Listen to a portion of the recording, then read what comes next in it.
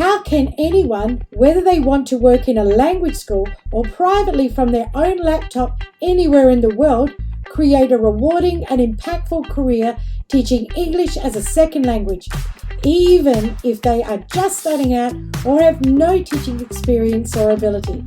Hi, my name is Lynette Kim, and here on the TESOL Talk podcast, I aim to answer that very question.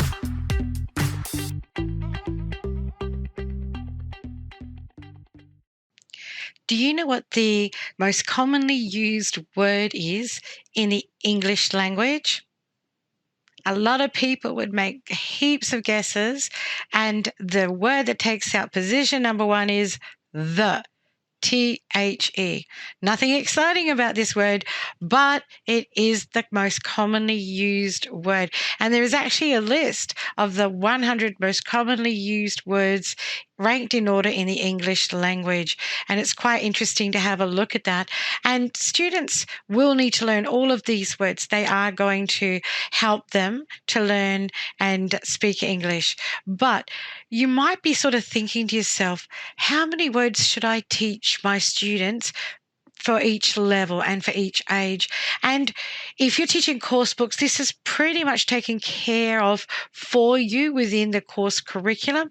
But as a teacher, you should have a good idea. So starting out with the beginner level, if you're teaching very young children, 2 to 4 letters, numbers, only of one. So it's either 2 to 4 letters, 2 to 4 numbers, any words that are taught with flashcards or actions, TPR, total physical response, games, using authentic materials. So if you're teaching 2 to 4 animals, then it might be a duck, a chicken, a dog, a cat, like something like that. Very simple match-up activities you can do for worksheets. Join the dots, drawing, although they're not going to be really good at it if they're young, and just songs in the nursery rhyme things.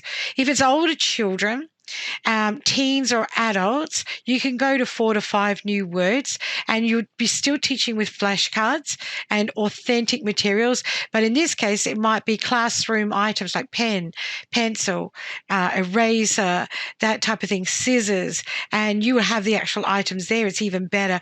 Or you can just have pictures of them. You still use games, you can use puzzles, and you can use very simple match-up style worksheets. Going on to the next level, elementary, you'll be looking at 5 to 6 new words per lesson. And again, using authentic materials, keeping things very simple, short texts that they can read, looking that are on very familiar topics, like might be the classroom or the home or the kitchen, things like this. And there you can use, again, puzzles. You'll be using flashcards still, very basic worksheets, TPR, actions, and like body language style actions and games. Going up the level to pre-intermediate. So now we're going to have older students. So, your tweens to teens and adults, they can learn up to 8 new words a lesson. And these will be based on short texts, all on familiar topics. They'll be able to do more complicated worksheets now. Again, you'll be using games. You can use some puzzles. When I say puzzles, I'm talking things like word searches and very simple word puzzles. Synonyms, you can use synonyms are great. Words that mean the same, just helps them build up. So you can start adding that in, even though it's kind of adding more new words per lesson, but a lot of them will be words that they'll know because you keep it level appropriate. You can use websites now, and they can look for words on websites. Short general topic magazine articles. Magazines in the physical copy is still really popular. Having too much online isn't always great, but I used to, with my students, have all of the latest brochures coming out from IKEA. I used to hunt down IKEA brochures because they were like books, and Maya and all these shops, and have students going through for different activities with those, looking up vocabulary. Now, intermediate level, basically you're teaching the teens and the adults. They can learn up to 10 new words a lesson. Now, they need context clues. So you've got to put them in a context, the words that they're learning. You can use synonyms, words that mean the same, and antonyms, words that mean the opposite. So you're having a bit more fun with it now.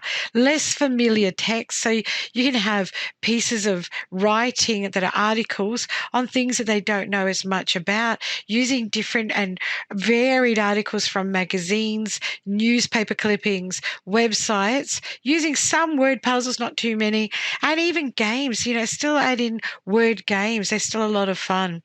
Now, upper intermediate level, you will be teaching adults at this point. Otherwise, they're very older teens.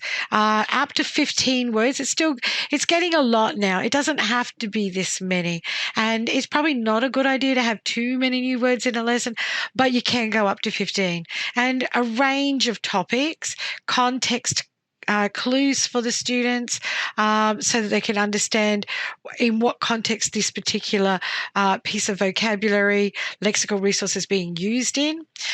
Synonyms and antonyms, yes. Root word associations. See, now they're actually at a level where they can understand that words have a root. And so you've got, say, for example, familiar.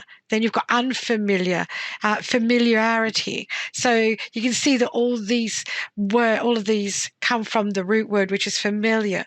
And it's really good to start, using this and getting students used to having the prefix and the suffix looked at in the vocabulary. You can do that now.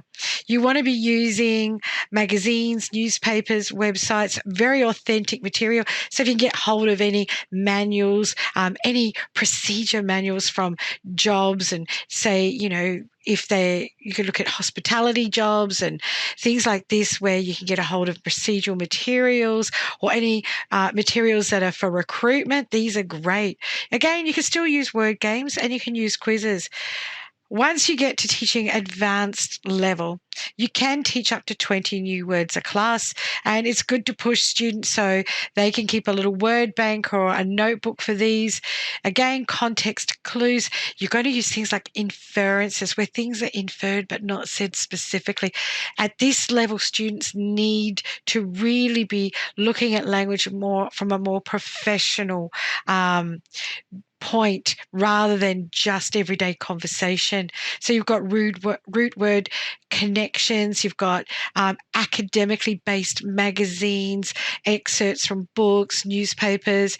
You can use a little bit of quizzes, or linguistic games are better, and challenges with your students. But it's really important now that they start understanding about reading between the lines. So for each of the levels, you're going to go through and look at an amount, not just the amount of vocabulary they can learn, it's also what type of activities you can use to teach this. And then it's also looking at the way that they're going to be connecting these words, looking at root word associations and other clues for linguistics.